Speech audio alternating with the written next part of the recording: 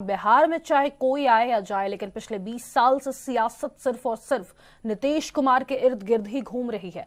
नीतीश कुमार 10वीं बार बिहार के मुख्यमंत्री पद की शपथ लेने जा रहे हैं और ऐसा करने वाले ये बिहार के ही नहीं बल्कि पूरे देश के पहले नेता हैं। ऐसा नीतीश कुमार के बार बार पाले बदलने के कारण हुआ है। नीतीश कुमार पिछले 10 साल में 2 बार आरजेडी के साथ सरकार बना चुके हैं और फिर वापस एनडीए के साथ भी आ गए। लेकिन दिलचस्प बात यह है कि नीतीश कुमार जिधर भी रहते हैं सरकार उसी गठबंधन की बनती है और मुख्यमंत्री पद की शपथ भी सिर्फ और सिर्फ नीतीश कुमार ही लेते हैं।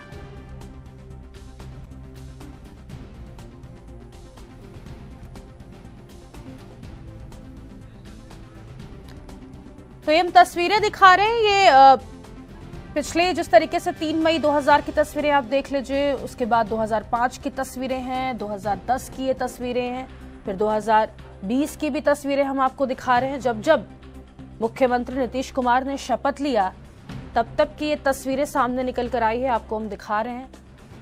एक बार फिर से नीतीश कुमार बतौर मुख्यमंत्री पद की आज शपथ लेने वाले हैं और ये 10वीं बार है जब वो शपथ लेंगे।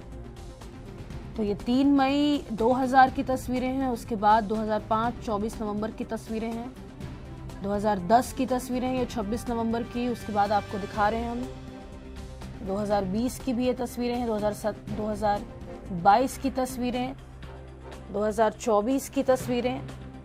तो ये तस्वीरें अलग अलग निकलकर सामने आई है। नीतीश सरकार का जो शपथ ग्रहण है, नरेंद्र मोदी, अमित शाह, रक्षा मंत्री राजनाथ सिंह, तमाम दिग्गज शामिल होने वाले हैं। नई सरकार कई प्राथमिकताओं पर इस बार काम करने वाली है।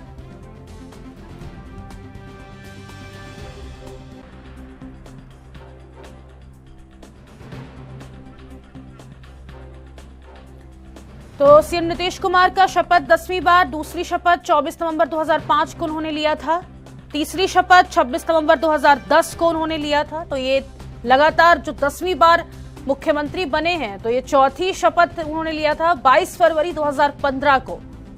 पांचवी शपथ की बात कर ली जाए तो 20 नवंबर 2015 को उन्होंने शपथ लिया था और छठी बार शपथ 27 जुलाई 2017 को उन्होंने लिया था। सातवीं शपथ उन्होंने लिया था, आपको बता दें, 16 नवंबर 2020 को और 8वीं शपथ 10 अगस्त 2022 को उन्होंने लिया था। 9वीं शपथ 28 जनवरी 2024 को लिया था और 10वीं शपथ आज यानी 20 नवंबर 2025 को लेंगे। अलग अलग क्षेत्रों के जाने माने लोग शामिल होने वाले हैं। शपथ ग्रहण के मेहमान इस वक्त तैयार हैं। एनडीए शासित राज्यों के सीएम शामिल होंगे। तो आपको बता दें, पटना का गांधी मैदान सजकर तैयार है। कई केंद्रीय मंत्री आज शामिल होने वाले हैं। खुद प्रधानमंत्री नरेंद्र मोदी साक्षी बनेंगे। सम्राट चौधरी डिप्टी सीएम बनने वाले हैं। विजय सिन्हा डिप्टी सीएम बनेंगे। नीतीश कुमार मुख्यमंत्री। तो बीजेपी के 79, जेडीयू 85, एलजेपीआर को 19 सीटें आई थी, एचएम को 5 सीटें, आरएलएम को 4 सीटें आई थी।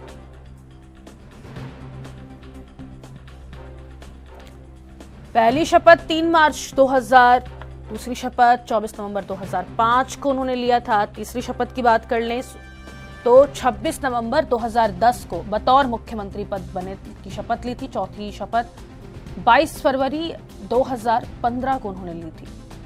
वहीं आज बता दें आपको कि कई नए मंत्री को भी जगह मिल सकती है। बीजेपी की बात कर ले तो मंगल पांडे मंत्री बने रहेंगे, नितिन नवीन को मंत्री बनाया जा सकता है और रामकृपाल यादव का भी नाम सामने निकल कर आ रहा है कि रामकृपाल यादव को भी मंत्री बनाया जा सकता है। आरएलएम कोटे से दीपक प्रकाश आज शपथ ले सकते हैं, यह भी सूत्रों के हवाले से बड़ी खबर है। स्नेहलता की जगह दीपक प्रकाश आज शपथ लेंगे।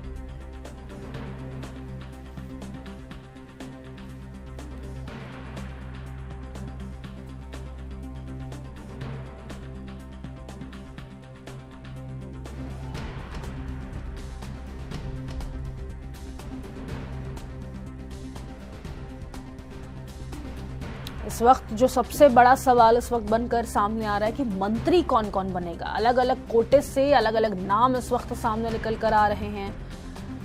वहीं जो कुल विधायक हैं, आज 202 विधायक शपथ ग्रहण समारोह में शामिल होने वाले हैं।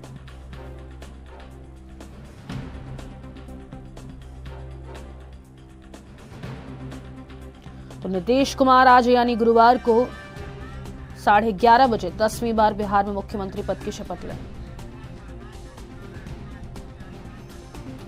ज्यादा जानकारी के साथ हमारे साथ political expert doctor Sushil Kumar Sharma ji जुड़ गए हैं। सुशील जी, स्वागत है आपका एएनबी न्यूज पर।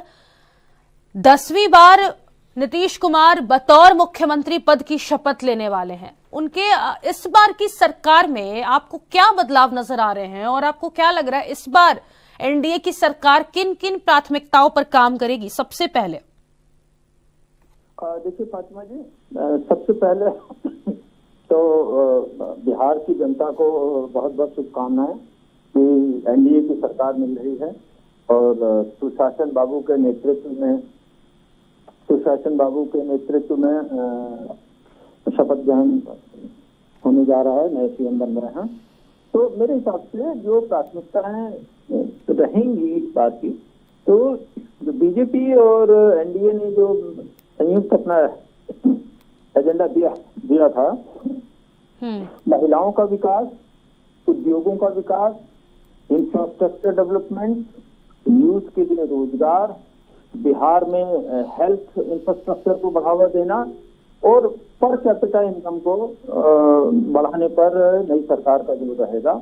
और एक बहुत बड़ा जोर जो रहेगा मेरे हिसाब से क्लास कॉन्फ्लिक्ट को कम करने के लिए डेमोक्रेटाइजेशन ऑफ सोशल इंस्टीट्यूशन रहेगा। क्योंकि देखिए अभी तक बिहार में एक जातिवाद बहुत बड़ा मुद्दा रहा है हर इलेक्शन में, लेकिन इस इलेक्शन में जब 200 के लगभग सीटें मिली हैं एनडीए को, तो हर वर्ग ने, हर क्लास के छोटे बड़े, महिला, बुजुर्ग, यूथ सबने मिलकर एनडीए को वोट दिया है और ये बता दिया है कि अब बिहार सच्चे अर्थों में लोकतंत्र की एक जगह बनेगा और लोकतांत्रिक मूल्यों का वहाँ पूरी तरह विकास होगा। जी, इस चुनाव में सुशील जी, उनकी जीत मुख्य रूप से राजनीतिक छवि जो बनाई गई थी हमेशा से सुशासन बाबू, उसकी वजह से हुई या फिर उनके गठबंधन की ताकत की वजह से ये जीत मानते हैं आप?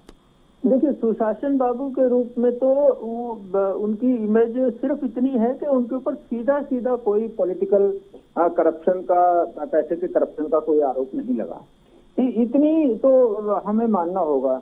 लेकिन सुशासन हुआ बिहार में उनके राज में, इसमें बहुत लोचे हैं। आप समझ सकते हैं कि सारे ही जो भ्रष्टाचार होता था, हिंसा होती थी, राजनीतिक उपयोग होता था एडमिनिस्ट्रेशन का, वो सब चीजें चालू रही। तो उसका असर तो नहीं दिखाई दिया जो इस इलेक्शन में असर दिखाई दिया डबल इंजन का, कि बीजेपी और मोदी जी के नेतृत्व में बीजेपी की सरकार बनेगी यहाँ पर, और भले ही मुख्यमंत्री सुशासन बाबू हूँ, लेकिन एजेंडा एनडीए का मुख्य रूप से बीजेपी का यहाँ पर रहेगा। प्रशासन में भ्रष्ट अधिकारियों के खिलाफ कार्रवाई की जाएगी, नीतियों को ज्यादा ट्रांसपेरेंट बनाया जाएगा, सरकारी सुविधाओं को एक्सेसिबल बनाया जाएगा आम जनता के लिए, और जो बीच के जो दलाल कल्चर है, टाउट कल्चर है, उसको रिमूव किया जाएगा टेक्नोलॉजी के माध्यम से। डिजिटल रेवोल्यूशन जो पूरे भारत में आई है और मोदी सरकार गवर्नेंस में उसका इस्तेमाल कर रही है, ये एक बहुत बड़ा मुद्दा था और रहेगा। आप देखिए एक जमाना था इस देश में, कहते थे एक प्रधानमंत्री के 1 रुपया यहाँ से चलता है दिल्ली से और गांवों तक पहुंचते पहुंचते वो 15 पैसे रह जाता है। इस कॉन्सेप्ट को मोदी जी ने बदला है और आप देखिए 1 रुपया चलता है, अगले सेकंड वो 1 रुपया पहुंच जाता है। उसमें भ्रष्ट अधिकारियों के लिए कमीशन खोरी नहीं होती, उसमें दलालों की कोई कमीशन खोरी नहीं है, उसमें नेताओं की जेब गर्म नहीं होती। तो बिहार अब मुझे लगता है कि मुख्य धारा के साथ जुड़ेगा और जो पिछड़ेपन की और क्लास कॉन्फ्लिक्ट की और अपराध की जननी जो मानी जाता था, वो कुछ समय में, अगले 5 साल में आप देखेंगे कि बिहार की कितनी तेजी से तरक्की होती है। जी, सुशील जी, इस बार एनडीए में सीट बंटवारे और कैबिनेट के लिए जो दिख रहा है आपको यहाँ पर संतुलन बनता हुआ, खासकर तौर पर अगर मंत्रालय पद की बात कर ली जाए, स्पेशली जेडीयू और बीजेपी के बीच महत्वपूर्ण मंत्रालयों की जो लड़ाई है वो खबरें सामने निकल कर आई थी, खास करके गृह मंत्रालय की अगर बात कर ली जाए। इस लड़ाई को आप कैसे देखते हैं, क्योंकि अलग अलग कोटे से अलग अलग मंत्री आज शपथ लेंगे। कहा जा रहा है कि जेडीयू गृह मंत्रालय की डिमांड कर रही थी, नहीं तो फिर विधानसभा अध्यक्ष पद की। देखिए, दोनों ही जो पोजीशन है बड़ी इंपॉर्टेंट है। विधानसभा अध्यक्ष पद की पोजीशन इंपॉर्टेंट हो जाती है जब मेजोरिटी प्रूव करने की बात आती है, जब दल बदल की बात आती है, तो उस समय विधानसभा अध्यक्ष का पद बहुत इंपॉर्टेंट हो जाता है। तो इस बार वो संभावनाएं कम लग रही हैं, क्योंकि जेडीयू के अलावा भी बीजेपी और बाकी घटक दलों का मिलाकर संतुलन जो है सत्ता बनाए रखने के पक्ष में है। तो इसलिए उस पर ज्यादा ध्यान ना देकर ध्यान रहेगा दोनों पार्टियों का गृह मंत्रालय पर, क्योंकि मुख्यमंत्री भले ही पूरे राज्य का प्रधान होता है, लेकिन एक्चुअल में एग्जीक्यूटिव पावर जो प्रशासन को कंट्रोल करने की मानी जाती है वो गृह मंत्रालय के पास मानी जाती है, जिसमें कि पुलिस का रोल बहुत जरूरी होता है। अब मैं कहूंगा कि बड़े दुर्भाग्य की बात है कि आज भी भारत की पुलिस अंग्रेजों की पुलिस के रूप में काम करती है और मीन्स जनता को दबाना और सरकार में अपना दबदबा जायज नाजायज तरीके से बनाए रखना। तो इसीलिए दबदबा बनाए रखने की जो ये लड़ाई है या जो संघर्ष है, इसमें दोनों पार्टियों का जोर रहेगा। मगर मेरे हिसाब से जैसे मुख्यमंत्री तो नीतीश जी हो रहे हैं, तो शायद ठीक है सर। ठीक, बहुत शुक्रिया आपको तमाम जानकारी साझा करने के लिए। तो एक बार फिर से यानी कि 10वीं बार शपथ लेने के लिए नीतीश कुमार तैयार।